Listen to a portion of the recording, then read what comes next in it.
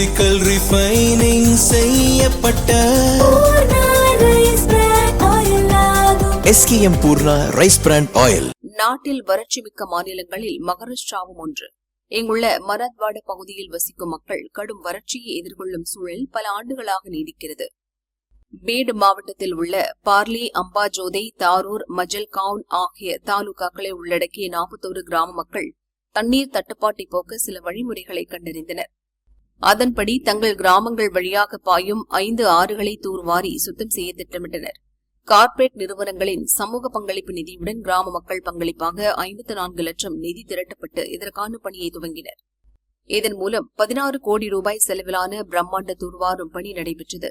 மொத்தம் 108 கிலோமீட்டர் நீளமுள்ள இந்த ஆறுகளில் தற்போது 92 கிலோமீட்டர் தூரம் தூர்வாரும் பணி நிறைவடைந்துள்ளது.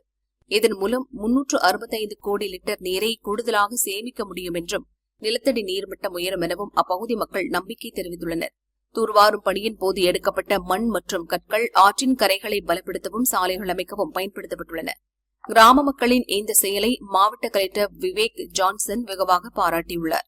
இதேபோல் அனைத்து ஊர்களிலும் விழிப்புணர்வு ஏற்பட்டால் தண்ணீர் பஞ்சம் என்ற பேச்சுக்கே இடமிருக்காது என கூறினார். கிராம மக்களை ஊக்குவிக்கும் வகையில் கலெக்டர் தலைமையில் ஆற்றங்கரையோரம் மரம் நடும் திட்டமும் செயல்படுத்தப்பட உள்ளதாக மாவட்ட நிர்வாகம் அறிவித்துள்ளது.